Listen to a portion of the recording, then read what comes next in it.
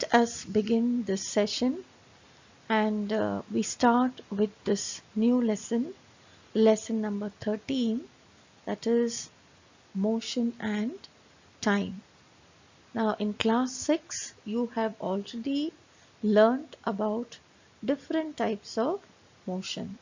So now here in this lesson we are going to study about motion and time. Now before I start the explanation on the lesson on motion and time, first let us discuss the assignment answers given to you in the previous class. The first main, I had just given you two fill in the blanks, where the first one was production of new individuals from the vegetative part of a parent is called vegetative propagation. Bryophyllum can reproduce by its leaves. Answer the following.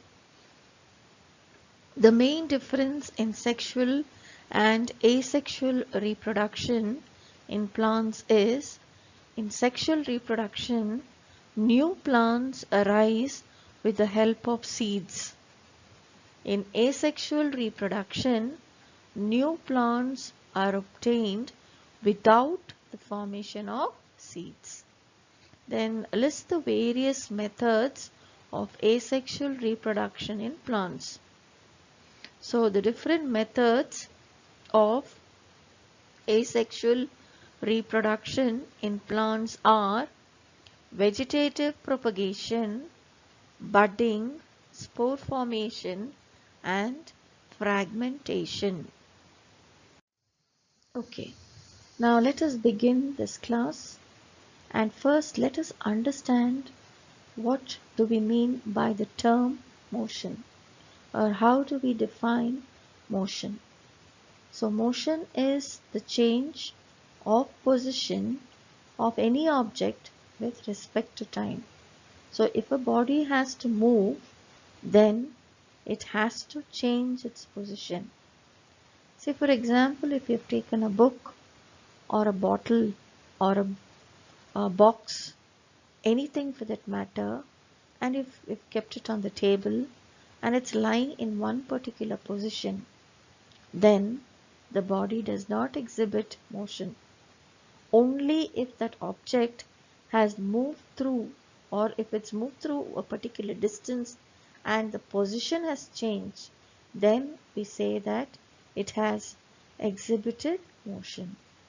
So examples for motion: book falling off a table, or water flowing, or vehicles moving, or your windows rattling or the doors rattling, anything like that shows, all exhibit motion. Now let us recall the different types of motion which you have already studied in 6th standard. So basically we have studied the different types of motion. The first one is rectilinear motion, where an object will possess this motion or possessed by an object when it is moving along a straight line. Circular motion, motion possessed by an object when it is moving along a circular path. Rotational motion, when an object rotates on a fixed point, it possesses rotatory motion. If you have seen this ball spinning, or if you have seen these tops spinning on its own axis, or the rotation of the earth on its own axis, this is rotational motion. Oscillatory motion is the to and fro motion of an object about its fixed point at one particular point, and it goes on moving to and fro. Motion of the swing or the motion of the pendulum, which are examples for oscillatory motion. Now let me give you a few examples for the different types of motion. Soldiers, when they are walking or in a march past. They move straight, right? They walk straight. So this comes under rectilinear motion. The next one is motion of a train. It's again rectilinear motion. Motion of a swing, like I told you, they go move forward, come backward, move forward and come backward. That again comes under oscillatory motion. Pendulum of a clock is another example for oscillatory motion. Then motion of the earth on its own axis. That is an example for rotatory motion. Then motion of a child in a merry-go-round is again an example for circular motion. So these are the few examples which I have given you to understand what are the different types of motion, and of course this has been done for you all in your classes earlier also. So please understand the differences between this. Now let us understand what do we understand, or how do we define the word or the term non-uniform motion and uniform motion. Now, the distance moved by objects in a given interval of time, okay, can help us to decide which one is faster or slower. Did you understand? So here when we say non-uniform motion, you have a car. We have a car, and if the speed of that car, it's moving in a straight line and its speed keeps changing, then we say its motion is said to be non-uniform. Did you understand? Its speed keeps on. So for one particular interval of time, it will move with one speed. Again, in the next interval of time, it will travel another few distance. So this keeps changing, the speed keeps changing. So when the speed keeps changing, then we say the motion is non-uniform. Then when we say an object is in uniform motion, the object is moving in a straight line, and when it's moving in a straight line with a constant speed, it's moving with a constant speed, then it is said to be uniform motion. So in both of the terms, how you identify is when we say non-uniform motion and we say uniform motion, in both of them you have to remember, you have to use the word speed. So did you understand that there? Now how do we define the word speed? Now we say speed, we define it by saying it is the movement of an object in a unit time. So speed is the distance covered divided by the time taken. That is how you will calculate the speed of any object that is moving. So when we say that a car is moving with a speed of 60 kilometers per hour, that means it has traveled 60 kilometers in 1 hour. Okay, so that means it is traveled at that speed. So how will you calculate? It is traveled 60 kilometers, that is the distance covered, by the time taken. Time taken is 1 hour. Then what is the speed? Speed will be 60 divided by 1 hour, which is equal to 60 kilometers per hour. So that is the unit which is used to measure speed. Now this is a simple problem based on the formula speed is equal to distance covered by time taken. So as soon as a problem is given to you, You will just first read the problem where it says the distance between two stations is 240 kilometers. A train takes 4 hours to cover this distance. You will calculate the speed of time. Now first, what you have to write down is what is given. What are the things that are given to you? What is given? First thing is the distance. So distance is equal to 240 kilometers. What is the time taken? The time taken is 4 hours. Then you will write down the formula for speed. So speed is equal to what? Distance covered by time taken. So when you will write distance covered is 240 kilometers and the time taken is 4 hours. So when you divide 240 by 4 hours, you will get 60 kilometers. So 60 kilometer per hour will be the speed of the train. So what is the unit of measurement of speed? Unit of measurement of speed is kilometer per hour. Or if by chance you are given the distance in meters and the time in minutes, then your unit of measurement of speed will be meter per minute, or it can also be meter per second, depending upon what the unit of time is. Did you understand? Hope you'll have understood. So we'll practice a few more problems on this. Now measurement of time. Now speed, if you have to calculate speed, the first thing you have to know is the distance that is covered, and along with the distance covered you require to know the time taken. So measurement of time can be done in seconds, it can be done in minutes, it can be done in hours. So these are the units of measurement of time. Now before this, long time ago, people used few things to measure time. One was the sundial, water clocks and sand clocks. Now what are these sundials? Now these sundials are devices that tells time of a day when there is sunlight. Now, all of you know that as the sun appears in the morning, shadows are formed, right? So it appears to move. As it is moving across the sky, the position of the shadows will be changing. So as the shadow aligns with different hour lines, they are marked.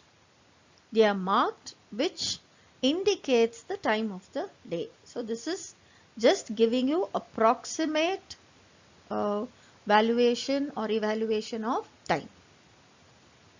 So there is one sundial, that is Jantar Mantar, one which is there in Jaipur. This was built long time ago by a king, okay, and this was used to measure time by just seeing the position of the sun and the direction of the shadows. So by seeing the direction of the shadows, they would measure the time. Are you understanding? And one more simple instrument that was used earlier was the hourglass, which you can see there. It is just a device where you have two glass shaped and one portion in the middle which is a little narrow. So this allows regulated flow of a substance from the upper bulb to the lower bulb, and then it helps you to just note down the time. And the other one which is used over there is a sand clock, just like this hourglass, almost works the same way. So you just have to remember the few instruments that were used before to calculate time. So now as time went on, now earlier sundials, water clocks were all used. Now slowly, as there was improvement, the watches came where they used or they made use of periodic motion. So this is one thing where we had clocks with this simple pendulum over here. Can you see the first picture on the slide? It shows the pendulum where the pendulum just has periodic motion, and watches would work on that. But of course now even that has become old. we don't have clocks which have pendulums also now. So we have different clocks right now, but this was used, and so you just remember the clock which worked on the pendulum, and next we'll just talk about the simple pendulum. Now, as I showed you the picture of the pendulum that you've seen in that previous slide, it is just a small metallic ball, okay, which is called bob, which is suspended from a rigid stand. The stand is very strong and it is rigid. It doesn't move by a small thread or by a small metallic piece of metal over there. So when the bob of the pendulum, you are holding it, right? You are holding it on one side and you just leave it. It starts to move to and fro. I think you would have seen it. Most of you would have seen it. So this to and fro motion of a simple pendulum is an example for oscillatory motion or periodic motion. So you just remember how the simple pendulum works. So it's just that it's a simple pendulum is just a metallic ball. The bob is released from one side. It moves to and fro onto both the sides. Now this is the structure of your simple pendulum. So you can see that bob hanging there down. And when do we say that it has completed one oscillation? So the pendulum has said to have completed one oscillation when it moves from the position A, that's the extreme end, to the position C, and then it comes back to A. Then we say that this pendulum has completed one oscillation. Did you understand? So from A to C and back to A will be one complete oscillation. And what is the time period? The time period will be the time taken by the pendulum to complete that one oscillation. So that is the time period of the pendulum. Have you all followed? So this is how the simple pendulum just works, which comes under the oscillatory motion. Now, if you have seen the dashboard in your vehicles, let it be a car or a two-wheeler, when you look at that dashboard, you will find this meter. I hope all of you are familiar with this. Now, the first one is a speedometer, which helps you to understand that at what speed a vehicle is moving instantaneously. If you are moving or if you are traveling, and if you just look at that meter, you will know at what speed that vehicle is moving. You have the markings over there, 20, 40, 60, 80. Can you see that in the first diagram? So that is the one which will indicate the speed of the vehicle. And the second meter is the odometer. You can see in this next picture, you can see the picture over there, total 105616. So this is the meter called the odometer, which helps you to know how much distance that vehicle has traveled or it has covered. So these are the two important meters which you see in your vehicles. So on the whole, this lesson has very little for you to understand. It is only about the motion, different types of motion which you have already done in your 6th standard. Then how do you define motion, and then how you define speed. And one extra thing that you have studied here is the formula used to calculate the speed of any vehicle. That is one thing. And time. So speed, time, and then this are the two important meters which are useful for you to calculate speed or calculate the distance covered by a vehicle. So these are the few things that you have to study in this lesson. And that last part which tells you the unit of time and speed, which already you know, but the basic unit of time is second. See, you have hours, you have minutes, but when we say the basic unit or that smallest unit over there of time is second, and it is always symbolized, and the symbol used to show it is small s or SEC. And the basic unit of speed is meter per second. Can you see that over there? Or we also have other units of measurement, but these two are the basic units of measurement of time and speed. We also have meters per minute, we have a kilometer per hour for speed, but the basic unit of measurement of speed is meter per second. Now let us just summarize the important points in this lesson. The distance moved by an object in unit time is called its speed. So this is how you will define speed. Speed of objects help us to decide which one is moving faster than the other. Then the speed of the object is the distance traveled divided by the time taken to cover that distance, and the basic unit that is used to measure speed is meter per second. Then periodic motion of a pendulum has been used to make clocks and watches. So these are a few important points. Again, there one more you can include is the basic unit of time is seconds. Now try to answer these questions, children, and try to write it in your classwork. The assignment, the first one, classify the following as motion along straight line, circular or oscillatory. So you have to identify which kind of motion it is. Motion of a horse pulling a cart on a straight road, motion of a child in a merry-go-round, motion of the earth on its own axis, motion of a child on a seesaw. Right, true or false, the basic unit of time is second and every object moves with a constant speed. Answer the following, define speed. Thank you, children.